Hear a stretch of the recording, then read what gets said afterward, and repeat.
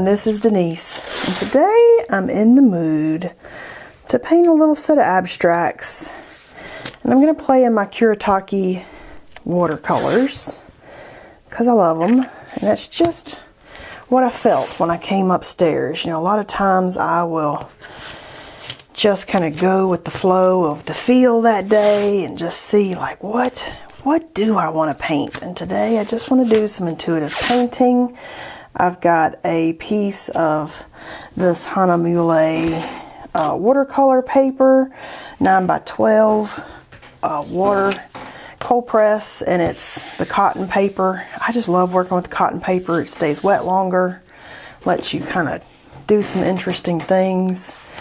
And I think I'm going to play in the yummy kind of pink and green gold color palette here because I was looking at a piece that I kind of have up on my mantle and just got so inspired that I was like, I'm gonna go up and paint. And usually when I do that, I'm like, well, might as well turn the camera on while I'm doing it. And I've just taped this down with some artist tape on an artist panel. And I do link everything under the description if you want to look and see the different stuff that I'm using. But I just kind of want to play and see like what can we get today. And I'm gonna try out some different brushes. I've got some of these Rosemary and Company brushes. This is the 3/4 inch 1-stroke by Robert Haynes, so it must be a brush that they carry there. And I thought rather than doing everything with the mop brush today, that I would experiment with some of these brushes that came out in a haul that I did. And you know, I do these videos not really in the order of I do in my head, so you might not see you might have saw the haul video a month ago and just now seeing me use some of the stuff, because I really do just get ahead with a lot of stuff that I'm working on. And by the time I'm doing a haul, I put that out pretty immediately. But then the projects that I do with it will come out like a month later. And that's kind of why, because I get ahead when I'm working and doing different stuff. And so I'm just now, these are new to me still. But by the time you see this video, that haul will have been a month or so old. But I just thought, let's play with some new brushes and just see like what can we get here. Oh, totally didn't plan to drop that. That's hilarious, but that's just fine. No mistakes, just kind of happy accidents that you're like, oh, look what that did, you know, that kind of thing. And I was kind of thinking, what if we, you know, tested out. I know I didn't get a fan brush in that set, but I wouldn't mind having maybe some fan brush marks in here. So that's what I kind of think I'm going to do. Get that brush with some color and maybe come in with some different marks just to see like what does that do compared to maybe how I've put these together with my mop brush before. It's all about discovering and learning new stuff, seeing what different supplies that you can use that maybe you didn't use before, or you are trying it a different way. And I want you to get creative with some of your stuff. You know, the YouTube videos are like my playtime. It's when I try to discover things I've never done before, and I'm looking to play with different materials and put together stuff. And I really love the green gold here, so let's just go ahead and get this crazy color in there. Might not actually be called that. It's number 405, but it looks to me like a green gold. And it's so lovely in a couple of the pieces that I've done that I just know that this is a color palette, unusual though it is one of my favorite. Ooh, I put that in the wrong one. I don't want that yellow. I want this one. This weird mustardy, greenish, olivey kind of color here. Oh, see, these are such an interesting color palette to me. I just love it. Okay, so that's actually looking pretty cool. Kind of feeling like I need maybe a tiny bit of something in here, and I didn't use this color, so get that in there. And another thing that I did in the art haul, which to me at the point that I'm filming this video was just a day or two ago, was I put that gold mica ink into this Art Primo pen. And so this has been sitting on my table now for a day or two, and I'm interested to see if the ink still works in the pen, so we'll be using that. I'm gonna let this kind of dry and kind of do its thing some. Here's my Art Graft 6B pen. It is water soluble, so I'm gonna make some marks. And because it's water soluble, anywhere that I've got water, it'll kind of darken up, I hope. And I just want these to kind of be underneath, not like super bold. Ooh, I love the mark on that one. I did a better job over there. These are in my way. Let's just move them out of the way. They're restricting the freedom of my motion of my hand. Okay, I'm feeling a tiny bit goofy today. Just go with it. Oh yes. Okay, I'm definitely loving that. Loving that. So we're gonna let this dry, and I'm gonna come back with some other marks on top. So I will be right back. This is mostly dry, but then I kind of thought maybe I want a little bit of texture in here. And then I thought, ooh, let's add a little bit of some water drips and drops and just let that kind of texturize the paint. And I've sat here for a while, kind of letting it dry, just looking at it thinking, you know, what do I want to do with this? And so I actually could have even splattered this a little sooner, but you know, when you let it dry completely and then you sprinkle some water on it, they'll be more vivid and stand out a little more. So we're just gonna go with it. I'm just gonna let this dry and I'll be back. So now that I've let this dry for a bit, I think I'm gonna take some of my titanium white, Liquitex Heavy Body Titanium White, and do a little stencil work with some punchinella. And I've got, you know, smaller punchinella, the one I always use, that I could do. But I've also got a bigger punchinella that I never pull out. And usually, and this is just a piece cut off, punchinella is sequin waste. It's metal sequin waste ribbon. And I usually get that on Etsy. You can get rolls of it on Amazon too if you just want to get a roll of it and share it with all your friends. But because these are bigger, maybe a little bit larger dot, so I might use this piece that never comes out of my little stencil box. People ask, how do I store my stencils and stuff like this? And it's a little artist sponge. I cut these up into little, it's a circle that I just cut into 4s. But I store my stencils in a box. And my aunt posted in the group, she's an artist and has been like my whole life. She's amazing. She posted that she stores hers on hangers with little hooks. And I thought that was very clever. And so I might look into getting some hangers, but my little studio is packed. I don't know where I would hang that where I could easily grab it, where the box can sit under my table at my feet. Totally what I wanted. Oh, yes. This is what I wanted. You know, if I weren't talking to you guys, I'd be sitting here like playing some music, singing along with the music. If I play the music when I'm filming, I'd get dinged for copyright violations. So I can't really do that, but that totally what I wanted.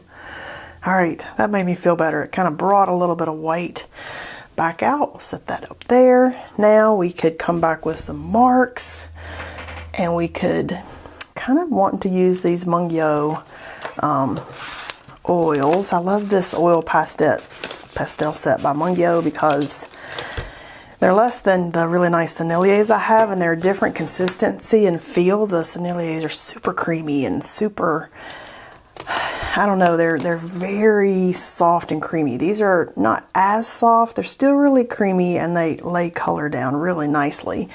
And this big box cost, you know, way less than a lot of the other brands. This is the 72 box, and it's got enough colors to feel like you got enough to get creative with.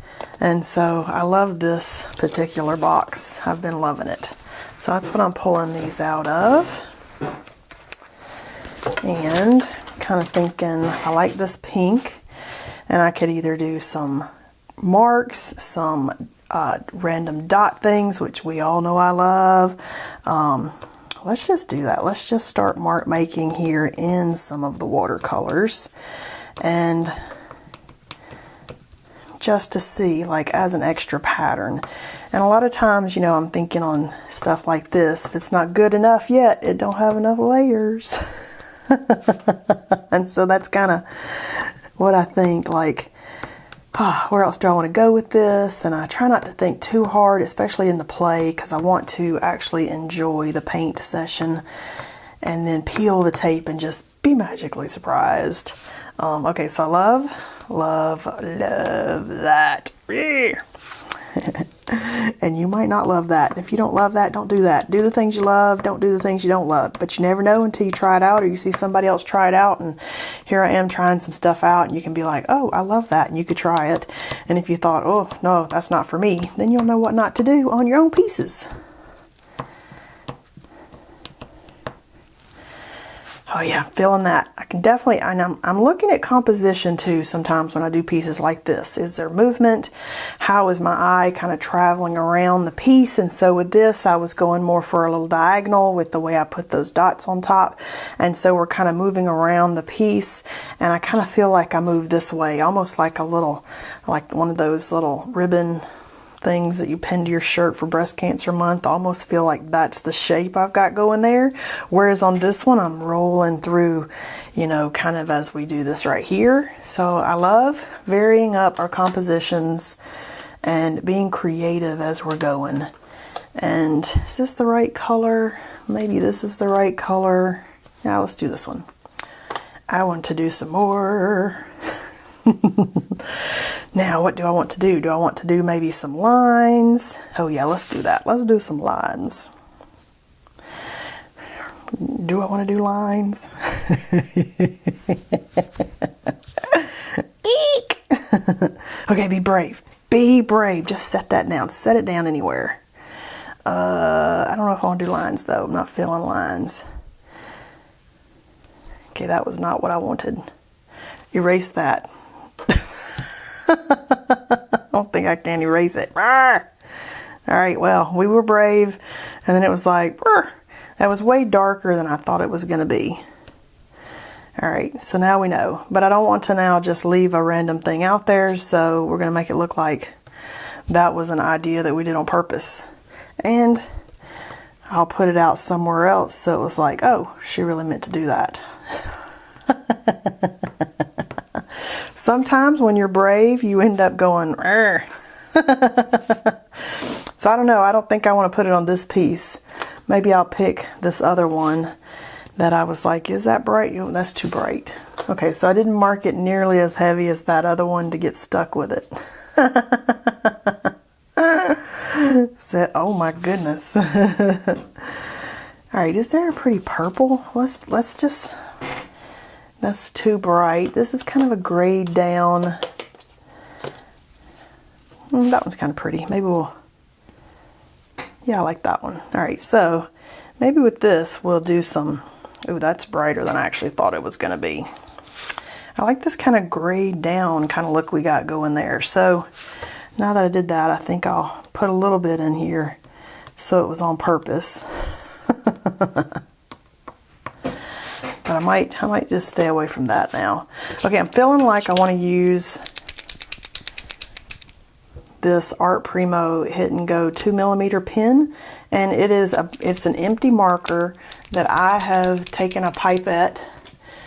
These things are amazing. And I shook up my ink and I put some ink in my pipette, and I just piped this in. And to get this open, it was hard to get open, and somebody else said, how'd you get that open? And you turn this the opposite way that you think you're supposed to turn stuff, and pull that out, and you put your ink in there. And then, I don't know, I mean, it's like, I'm thinking lefty loosey, righty tighty, but when I went to take that off, I don't know, it was not coming. So now, oh look, it still works. Ha ha ha. This is a test of how well these are going to do for us. And oh, see, this gives us way more control than our fine liner bottles, which, you know, I love those. And it's a whole lot cheaper than our brass nib, which you know for years now has been my very favorite tool of choice.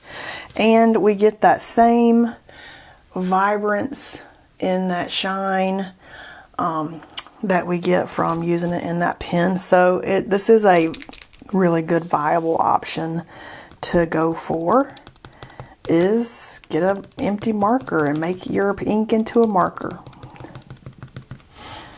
So that's super fun. I like the random bits of shine that we'll get with that.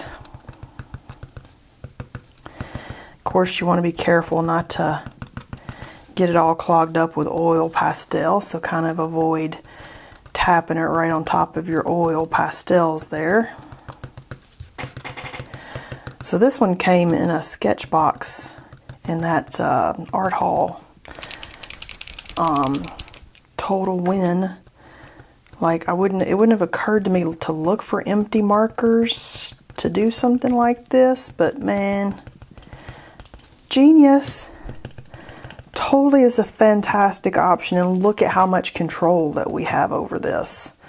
I mean, it's a different mark type than, you know, what I might usually get, but still perfect for all the different kinds of marks that, you know, I like to do. I like to circle things and then put like little random pearls, and totally works there. Might have to pump it and get more ink out, but look how fantastic. It's a nice subtle line. It is kind of a thick point, but you know, it's no different than working with the Posca pens. Oh, let's do that over here. I liked it.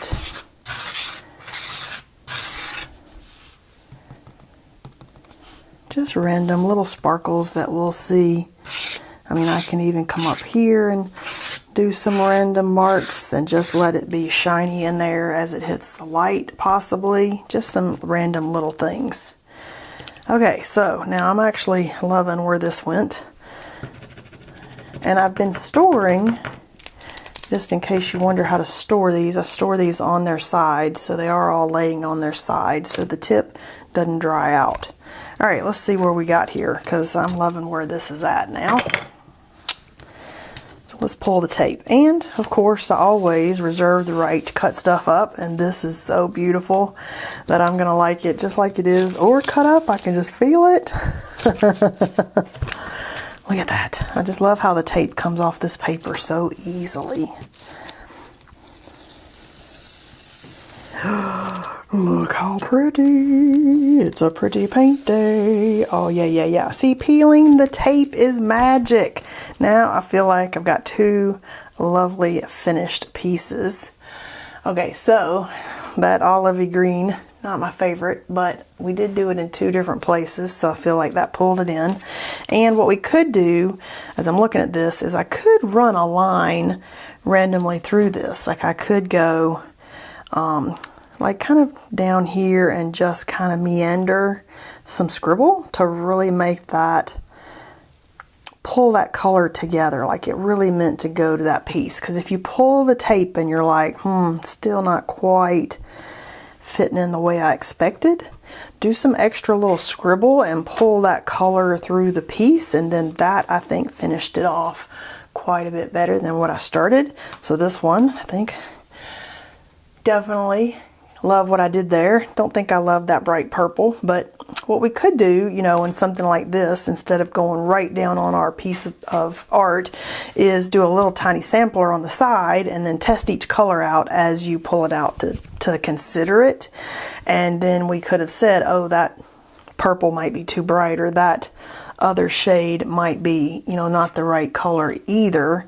But I could also, in this one, go ahead and pull the purple as a scribble, just meandering through here, and let that finish that piece off too. Yeah, I like that better. So just some ideas for you to think of as you're creating. Hope you enjoyed painting with me today. I can't wait to see what you guys are making, and I'll see you next time.